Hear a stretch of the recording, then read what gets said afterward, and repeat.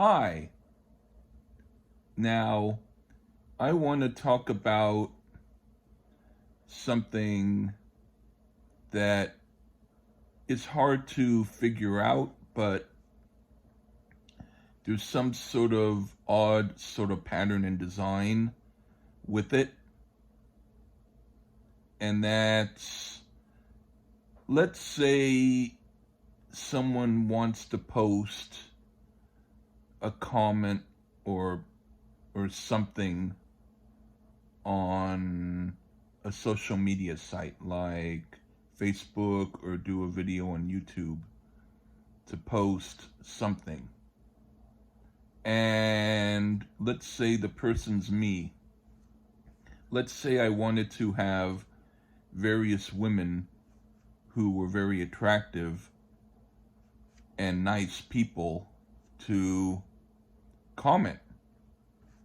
And now let's say most of the comments I'll get will be from guys or some people who don't even go by their real name and don't have their real picture, or someone who is purposefully obscuring whether or not they are some kind of spammer or whatever the case may be. It's sometimes hard to get exactly who you want to respond. So that's the first part of what I'm talking about. The second part, and there's maybe another part. The second part is it's sort of like not only me, but maybe other people get addicted to wanting these comments.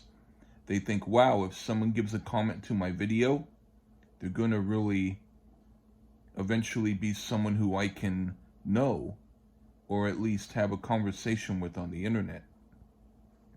And sometimes it happens, sometimes it doesn't. But the thing is, instead of worrying about who will respond, the hope, though, is that someone, that one person who is great, responds. I sometimes have that. Sometimes on Instagram or Twitter or Facebook or YouTube, I might have some people responding to what I do in a way that I think is great. Sometimes, though, if it's certain people who I think are great and I want to respond, sometimes on YouTube the comments don't show up.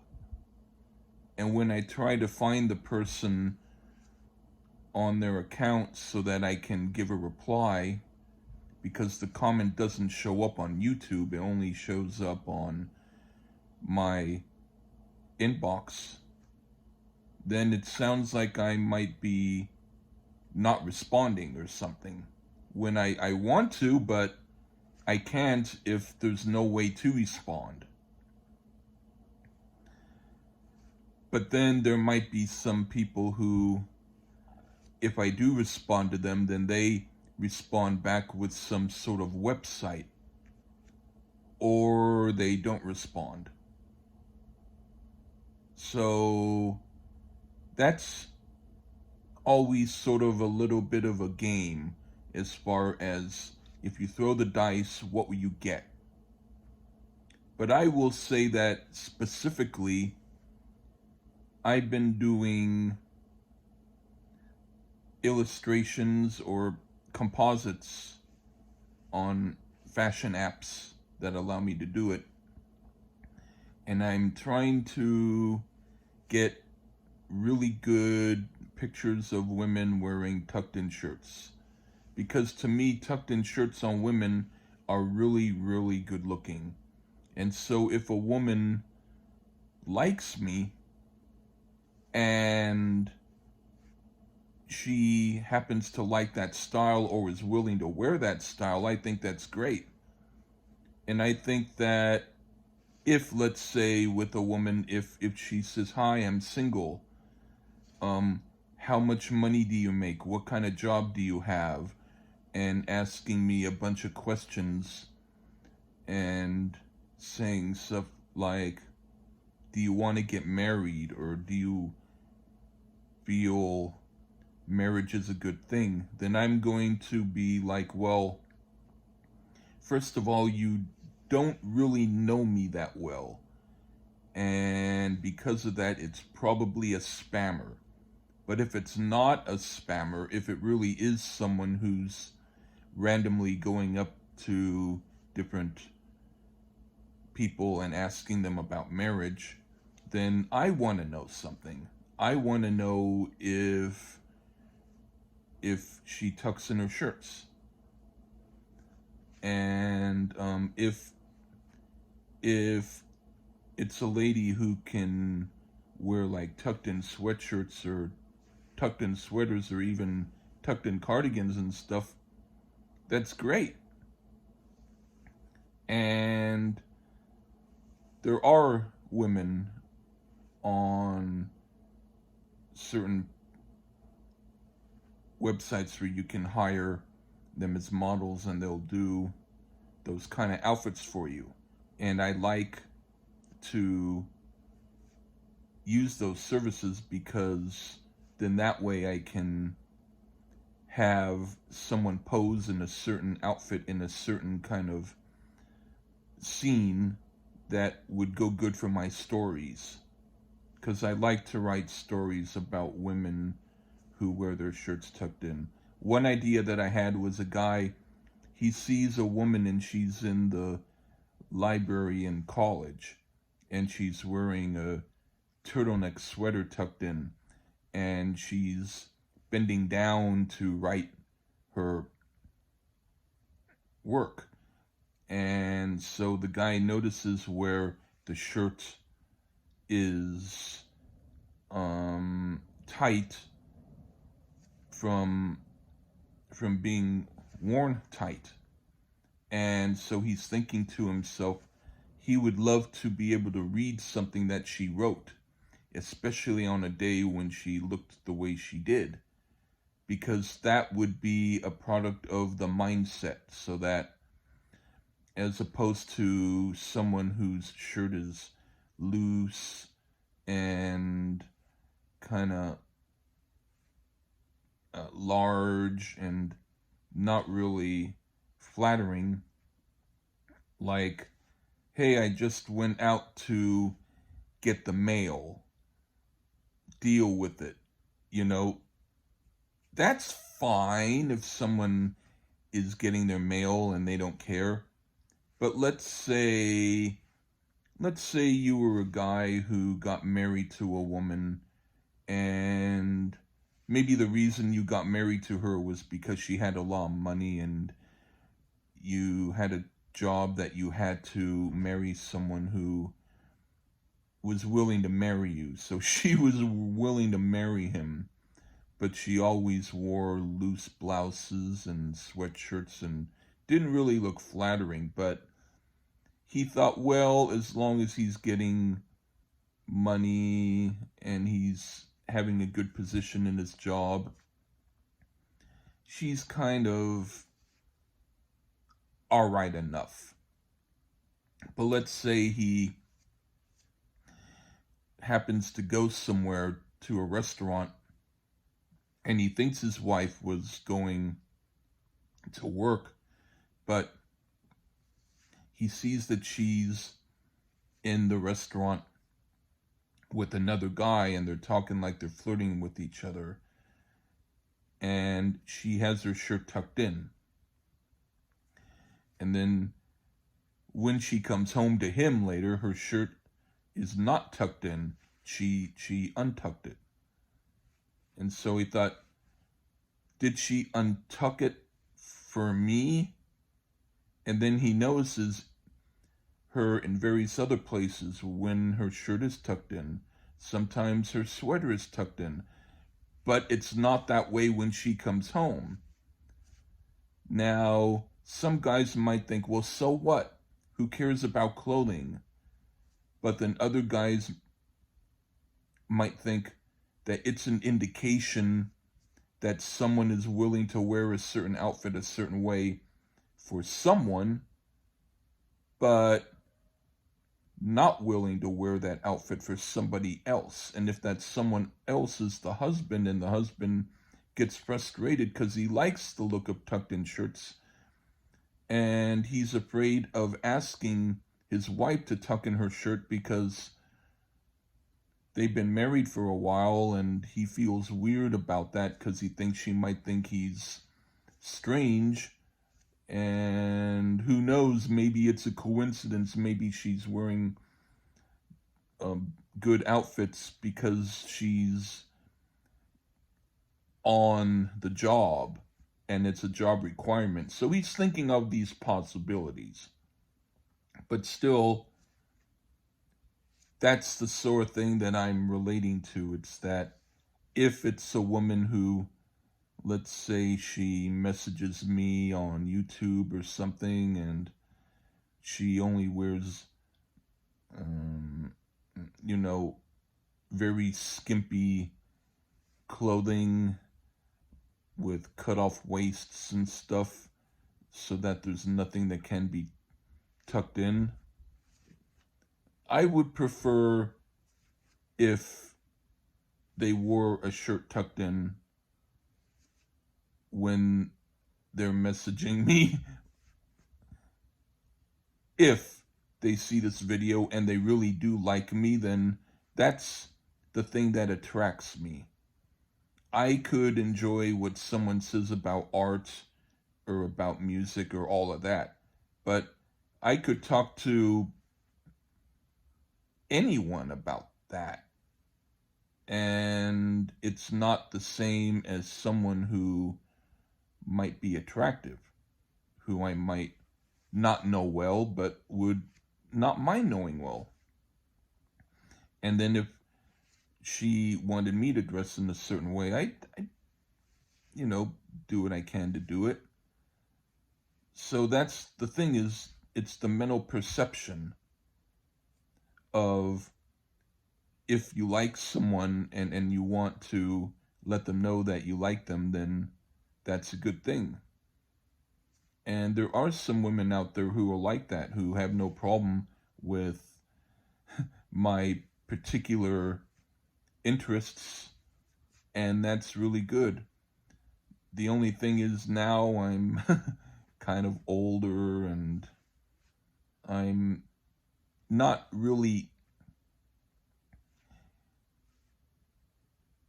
extremely looking around for someone now. I'm more, if it were to happen, then fine, but I am not as energetic as I was, and I didn't have too many, relationships or anything like that, and I'm kind of alone and don't have much going on except for my art and stuff. So when I post illustrations or composites on social media and asking for opinions, I'd like to hear the opinions from people who might look as good as the pictures. Because to me, I would prefer to hear from women than from men overall. But when it comes to music, or when it comes to basic, talk, then I'm fine with talking to anybody. I'm actually fine with talking with anybody anyway. But the thing is that I like to have the little surprises, the little treats, where it's like, oh, she's really cool and she likes me. Wow. And when that happens, when I get that little treat, then that's great. The only thing is if I try to contact them and their contact info isn't either available or it's not showing me the contact info because the comments only on my inbox, or someone now goes under a different name and I can't find them anymore. Stuff like that. I'm I'm sometimes thinking, wow, well, maybe in time that can be fixed. But that's the whole thing about social media, is during the time that you wait and wait and wait and wait and wait and wait and wait and wait. It's like a game, like a video game, where in order to get past a certain level on the video game, you have to keep playing, but you might need to pay a few dollars to get more points so then you can go past a certain level. And you can go past the level without doing that, but it's going to take a long time. Almost as if you were to go to a restaurant and they have a $5 special, which means you can get the hamburger for $5. And it's a great hamburger, but you have to wait 2 hours for it. Whereas if you buy the same hamburger for $10, you get it in 5 minutes. And so when you ask the cashier, why is it taking me so long to get my hamburger when quite a few people behind me in line have gotten theirs and it's the same hamburger, but I seem to wait longer? And the cashier says, well, that's because the $5 burger is the slow burger. The $10 burger is the express burger, which means it's the same exact burger, but you get it a lot faster. So money can increase, like it can allow for things to go quicker. So if someone has the money to make things go better for them, then that's one thing. But if someone doesn't have that money, then they're stuck with what they got. And the same thing can be said for, let's say, someone lives in a very small town where everybody knows everybody. But let's say the guy isn't really attracted to any of the women in town because maybe he lives in a farm town and they all wear overalls because they work in a farm, and he doesn't really care for overalls. But then when he went to the big city, he saw women wearing tight tucked in shirts and tight tucked in sweaters and belted jeans, and he thought, wow, I'd love to live in the city because that's where the type of women who dress the way I like are living. But in order to get to the city, he has to commute on the bus, and it's a little bit pricey for him. And then he has to go into a cafe in order to get waited on by a good looking cashier, but the price of coffee and the donut are a bit expensive. So he stays home in his small town where he can walk wherever he wants to walk. He doesn't have to take the bus. And the cafe is a lot cheaper. So it's a matter of how much availability is something to someone. If someone doesn't have a hell of a lot of an income, then they might want to visit another country, but they can't because they don't have the money for transportation, and they want to eat the food from that country, but instead they decide they'll eat the food from a restaurant here which represents that country's cuisine, but may or may not be made by people from that country. And it may or may not be authentic. It might be based on what the people cooking there are thinking that we want to taste. And it's all about sales. So if someone knew to ask them, can you make something the way you'd make for yourself? And you pay a little extra for it, they might do it. But if the guy doesn't have that much money to do that, how can he? So everything seems to be a matter of convenience and whether or not someone is able to do something. So if I can find a woman who likes to wear her shirt tucked in, or a woman who will wear her shirt tucked in for me, that would be great. And hopefully one of these days, things will be really cool. But in the meantime, it's cool enough.